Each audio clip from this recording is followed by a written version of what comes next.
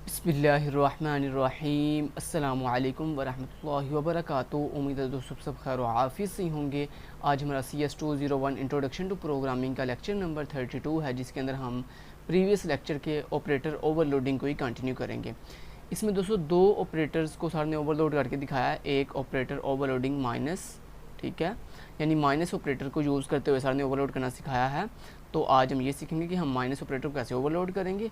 और दूसरा unary operators क्या होते हैं, ये हमने प्रीवियस भी देखा था प्रीवियस लेक्चर के अंदर। सिर्फ यहाँ पे हमने यूनरी ऑपरेटर के अंदर सर ने एक एग्जांपल करवाई है, प्लस प्लस यानी इंक्रीमेंट ऑपरेटर। तो वो मैं ऑलरेडी प्रीवियस लेक्चर में वो करवा चुका हूँ, चलिए दोबारा रिपीट करवा दूँगा।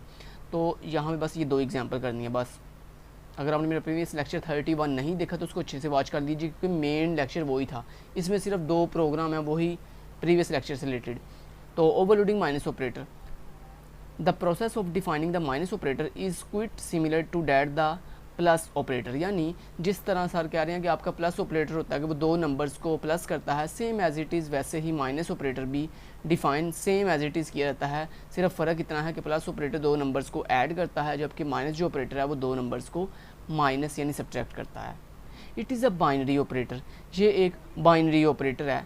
हैविंग टू आर्गूमेंट्स, जो कि अपना काम परफॉर्म करने के लिए दो वैल्यूज़ लेता है, यानी दो आर्गूमेंट्स लेता है, दो ऑपरेंड्स लेता है।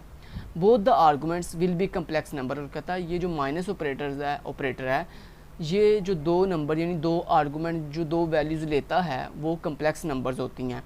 When we subtract two complex numbers, कहता है जब हम उन दो कम्प्लेक्स नंबर्स को सब्ट्रैक्ट करते हैं, it always return a complex number. और फिर हमें जो रिज़ल्ट मिलता है बदले में वो भी एक कम्प्लेक्स नंबर होता है।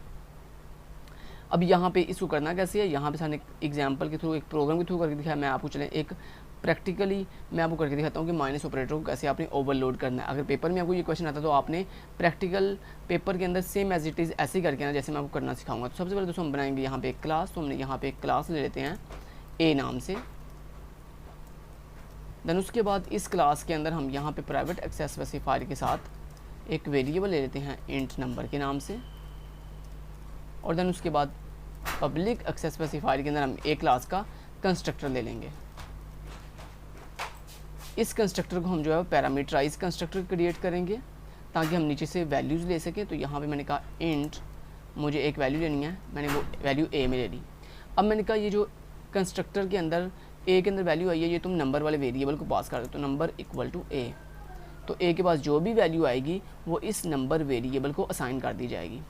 उसके बाद हमने ओवरलोडिंग करनी है। तो ओवरलोडिंग कैसे करते हैं ये मैं आपको प्रीवियस लेक्चर में बता चुका हूँ। सबसे पहले रिटर्न टाइप, उसके बाद ऑपरेटर कीवर्ड, और उसके बाद वो ऑपरेटर जिसको आपने ओवरलोड करना है। तो मैंने माइनस ऑपरेटर को ओवरलोड करना है तो मैंने माइनस लिखा, आगे राउंड ब्रैकेट, और उसके बाद यहाँ पे बॉडी। अब यहाँ पे दोस्तों चूँकि हमने माइनस के लिए हमारे पास कितनी वैल्यू होनी चाहिए दो वैल्यूज़।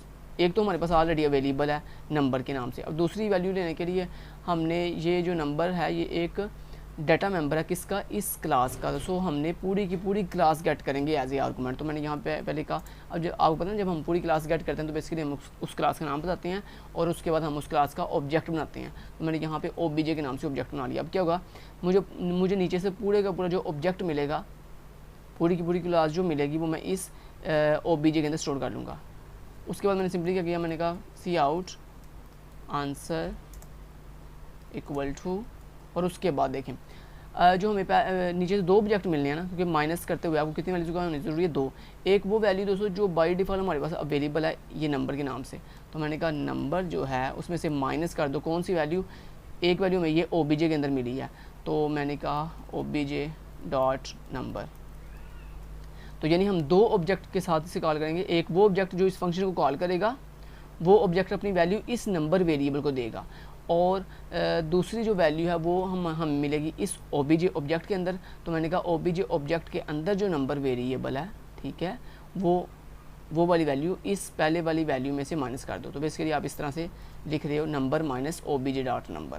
तो ये पहला नंबर बेसिकली वो वाला ऑब्जेक्ट है जो इस फंक्शन को कॉल करेगा, और ये दूसरा नंबर बेसिकली ये वाला ऑब्जेक्ट है जो नीचे से आपको एज ए आर्गूमेंट मिल रहा है। अब यहाँ पे हम कॉल कैसे करेंगे इसको वो भी दिखा देता हूँ। हमें कितने ऑब्जेक्ट चाहिए था, यहाँ पे दो ऑब्जेक्ट, एक वो ऑब्जेक्ट जो इस फंक्शन को कॉल करेगा और दूसरा वो ऑब्जेक्ट जो हम एज ए रेफरेंस इसको पास करेंगे। तो यहाँ पे आपने एक क्लास के दो ऑब्जेक्ट बनाने हैं, एक OBJ1 के नाम से, कॉमा एक OBJ2 के नाम से। अब OBJ1 को अपनी वैल्यू भी भिजवानी है, क्योंकि याद है ना जब हम पैरामीटराइज कंस्ट्रक्टर बनाते हैं तो जब हम यहाँ पे ऑब्जेक्ट क्रिएट करते हैं तो उस दौरान हम राउंड ब्रैकेट के अंदर वैल्यू भेजते हैं, जो भी वैल्यू भेजनी हो। तो यहाँ पे हम कौन सी वैल्यू भेजते हैं, इंट टाइप की। तो यहाँ पे मैंने पहली वैल्यू यानी OBJ1 के पैरामीटराइज कंस्ट्रक्टर को जो पहली वैल्यू भेजूंगा वो 10 भेजूंगा, और दूसरे कंस्ट्रक्टर को जो मैं वैल्यू भेजूंगा वो 5 भेजूंगा। तो बेसिकली क्या होगा, पहले ऑब्जेक्ट की वैल्यू 10 में से मैं माइनस करूँगा दूसरे ऑब्जेक्ट की वैल्यू 5। दोस्तों जब आप इस तरह पूरा ऑब्जेक्ट कॉल पास करते हो तो कैसे इसको कॉल करेंगे, बड़ा इजी है। पहले आप पहला ऑब्जेक्ट लिखोगे OBJ1, आगे ये ऑपरेटर जो आपने ओवरलोड किया है कौन सा, माइनस, तो सिंपली आप लिखा माइनस कर दो क्या, देन दूसरा ऑब्जेक्ट, बड़ा इजी है, तो सिंपल OBJ2। ठीक है। अब दोस्तों ये जो OBJ1 है ये बेसिकली इस फंक्शन को कॉल कर रहा है, ठीक है, और ये जो OBJ1 है ये अपनी ये जो वैल्यू है 10 ये किसको भिजवा देगा, इस आपके नंबर वाले वेरिएबल को। उसके बाद ये जो OBJ2 है ये किसको मिल रहा है, इस मेरे आर्गूमेंट यानी OBJ को, और देन OBJ2 ने अपनी क्या वैल्यू 5, अपनी OBJ2 ने अपनी 5 वैल्यू किसको भिजवाई है, इस OBJ वाले ऑब्जेक्ट को।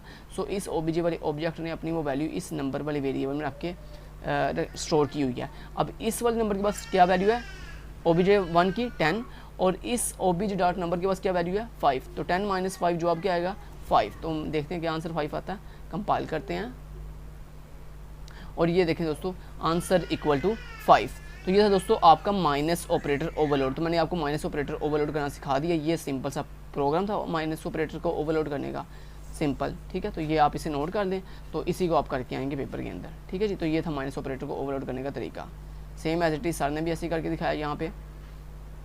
ठीक है, और आगे सर ने ये जो है एक डेढ़ क्लास यानी प्रैक्टिकल करके दिखाया है कि डेढ़ क्लास को जो सर प्रीवियस डेढ़ क्लास यूज़ करते आ रहे हैं उसके साथ साथ प्रैक्टिकल करके दिखा रहे हैं। तो मैंने सिंपली यहाँ पे एक क्लास के नाम एक क्लास के नाम के साथ जो है आपको प्रैक्टिकल करके दिखा दिया।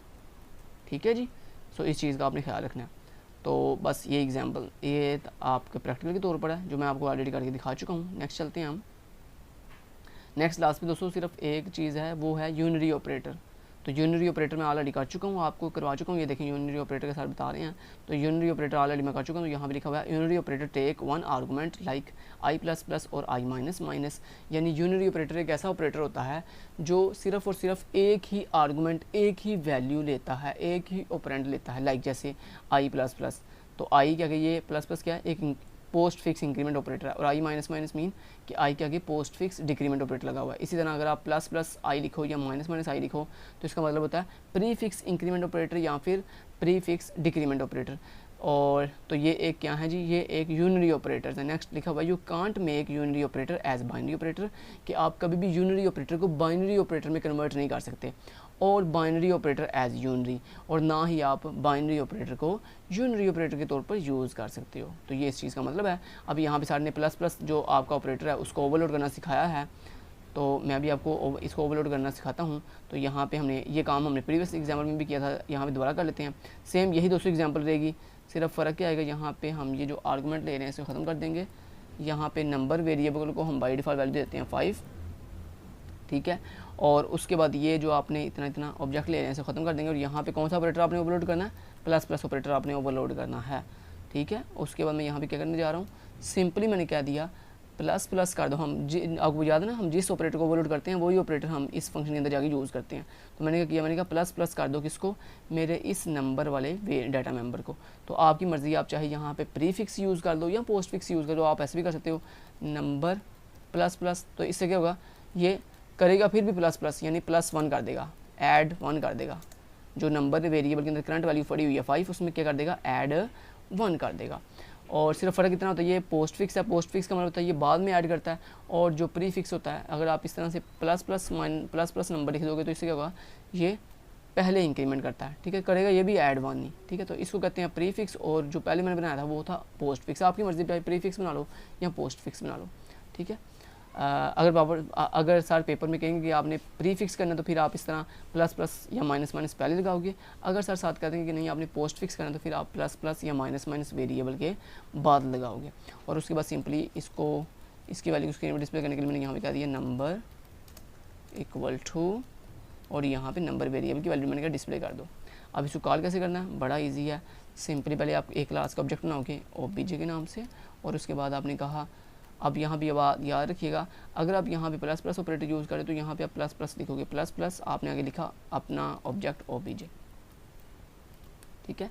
तो प्लस प्लस ओबीजे, इससे क्या होगा, ये आपकी वैल्यू को प्लस प्लस कर देगा। तो अब मैं इस यहाँ पे करता हूँ इसको कंपाइल एंड रन, और ये देखें नंबर कितना आया 6 कैसे आया, 5 उसके पास पहले था, और देन जब यहाँ पे अपने ऑपरेटर ओवरलोड किया प्लस प्लस, तो उसने क्या किया 5 में एक 1 का ऐड किया और वो हो गया 6, तो यहाँ नंबर की वैल्यू क्या होगी 6 होगी। तो ये था दोस्तों इसकी एग्जांपल यूनरी ऑपरेटर। तो ये एक यूनरी ऑपरेटर था प्लस प्लस, तो ये किसको मैंने ऑपरेटर ओवरलोड करना सिखा दिया, increment operator unary increment operator को ओवरलोड करना ये सिखा दिया मैंने आपको।